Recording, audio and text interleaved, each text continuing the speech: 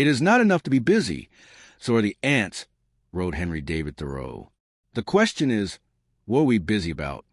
Indeed, there are obviously some things that you do, whether as an individual or a company, that are much more important than others, and some that are not important at all. As a rule of thumb, it's not an exaggeration to say that 20% of your actions are responsible for 80% of your results and successes, and that the rest 80% of them. So, the vast majority of your actions constitute a pretty much wasted effort. But that's 4/5 of your life we're talking about. Greg McKeown, a Harvard Business Review blogger and a collaborator on the bestseller Multipliers, reminds us, in Essentialism, he delves deep into the concept of priority and makes a compelling case for achieving more by doing less. So, get ready to discover how to trim your efforts down to your own long-term benefit, and prepare to discover an easy, 3-step method to become a dedicated essentialist. Nonessentialism is everywhere. In his book, How the Mighty Fall, Stanford researcher and best-selling author Jim Collins demonstrates, quite convincingly, the collapse of many once successful companies can be boiled down to a single 5-word phrase: the undisciplined pursuit of more. This, claims McKeown, is just as true for people as it is for companies. Moreover, it's almost exclusively a problem of our age. Why, you ask? Well, first of all, because we all live and experience life in the 21st century, the most dynamic and hectic in the history of humankind. Secondly, because we've stopped making the necessary distinction between hyperactivity and productivity, which rather than being alternative words for the same things are actually dictionary antonyms. Finally, because 3 trends specific to our times have recently combined to create a perfect storm of what McKeown refers to as non-essentialism. That is to say, the art of traveling through life in many directions simultaneously rather than in the desired one. The first of these unexpectedly harmful trends is the exponential increase in choices over the last decade. The many options and alternatives we are offered at every step of the way have overwhelmed our ability to manage our choices. In psychology, this is referred to as decision fatigue and described as a deterioration of the quality of our decisions with the increase of the number of choices we are forced to make. Sometimes the number of choices can seem so overpowering that it might lead to something even worse than hyperactivity: inactivity. This is called analysis paralysis and is defined as the inability to make a decision due to overthinking. Increased social pressure is the second trend that contributes to the prevalence of non-essentialism. Thanks to the internet, we are not merely connected anymore, but hyper-connected, with technology lowering the barrier for others to share their opinion about everything. We're not just dealing with information overload. We're dealing with opinion overload as well.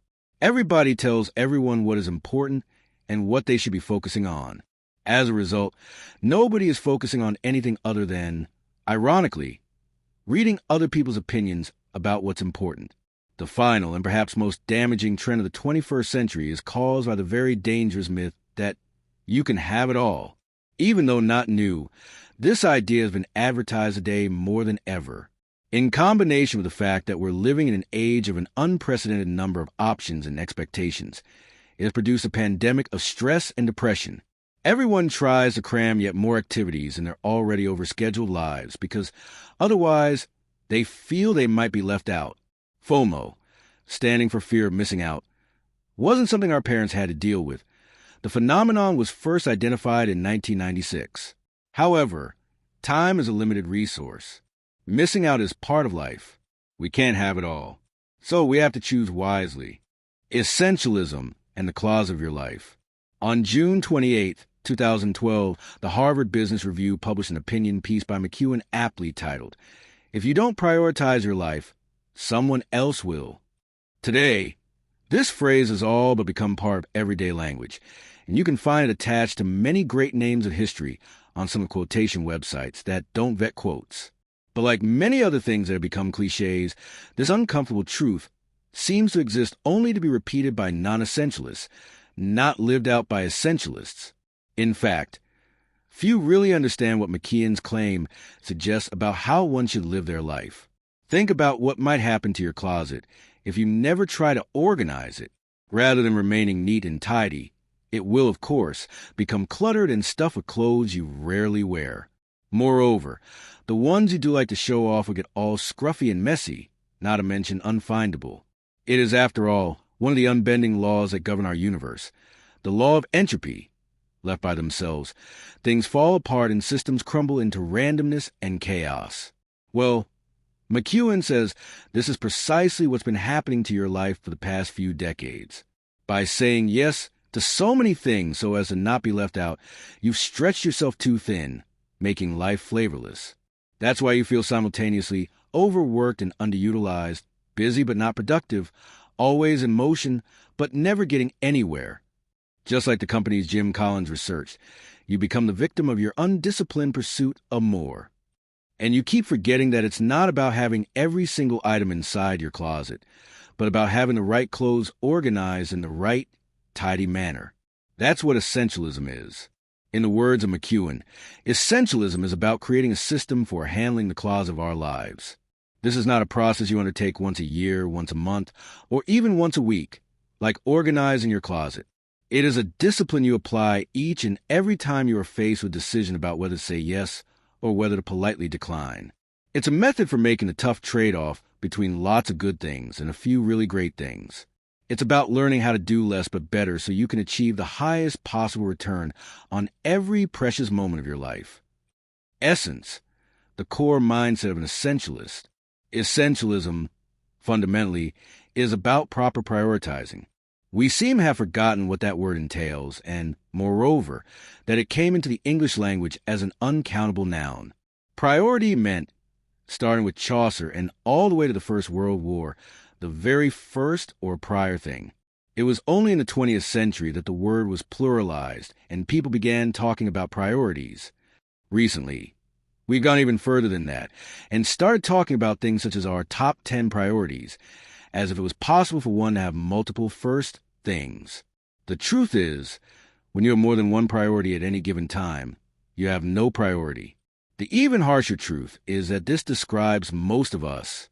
To embrace essentialism means to embrace prioritizing. It also means to embrace three core expressions. I choose to, only a few things really matter, and I can do anything but not everything.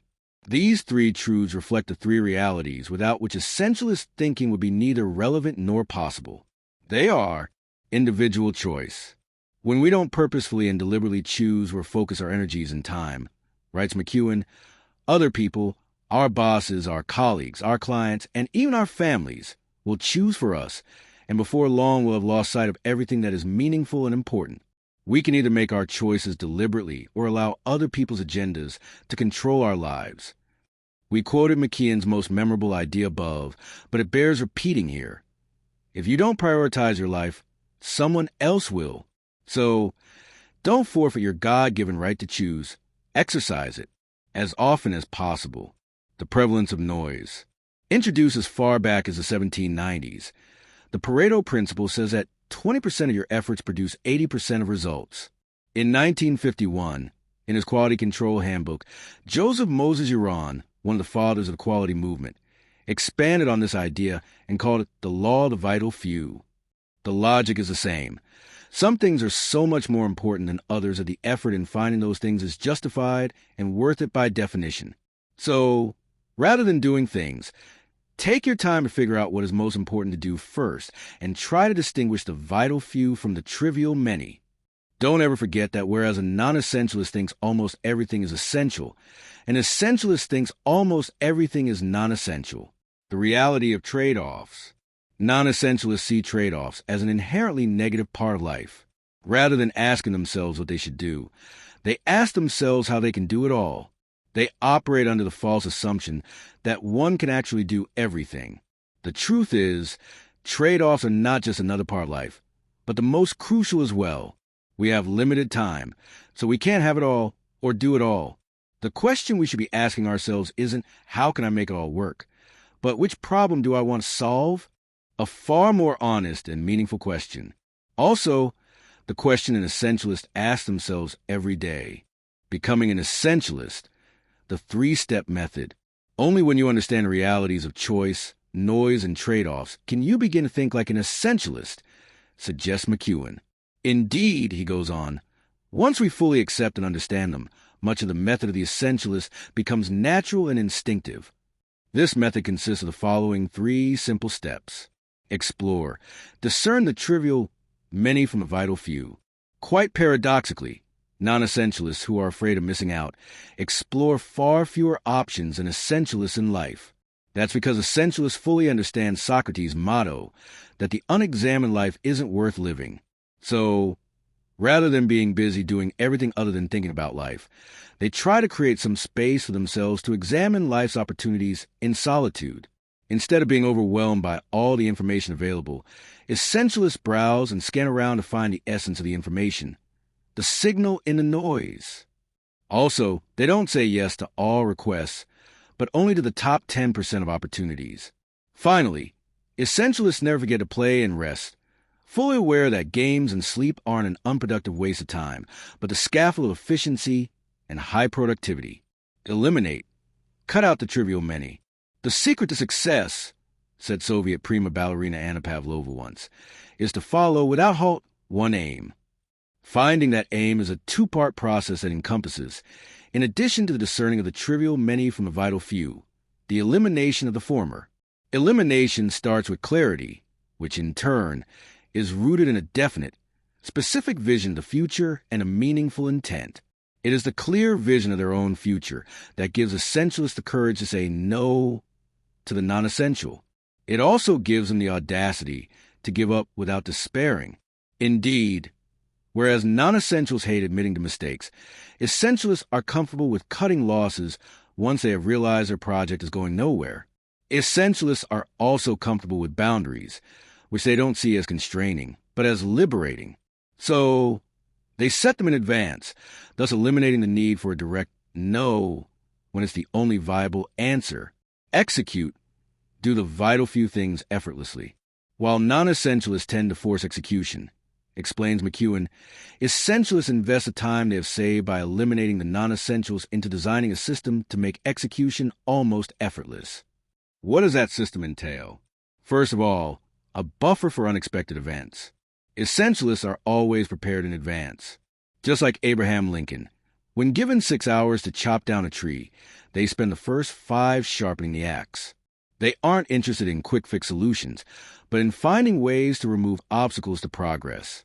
Speaking of progress, they don't go for the flashiest wins, but for the small ones, celebrating each act of progress until they combine to get the big result. To achieve this, they design routines which, as poet W.H. Auden once said, are in intelligent men, the sign of utmost ambition. Essentialists are also Zen in that their minds are always focused on their present task. Thus, they are able to tune out the non-essential and, far more importantly, enjoy the moment. Final notes. In many ways, George McKeown's Essentialism seems like Minimalism 2.0 in that it not only embraces the necessary and indispensable, but it also refuses to be austere and unsmiling. In the words of LinkedIn CEO Jeff Weiner, McKeown makes a compelling case for achieving more by doing less, and reminds us that clarity of focus and the ability to say no are both critical and undervalued in business today.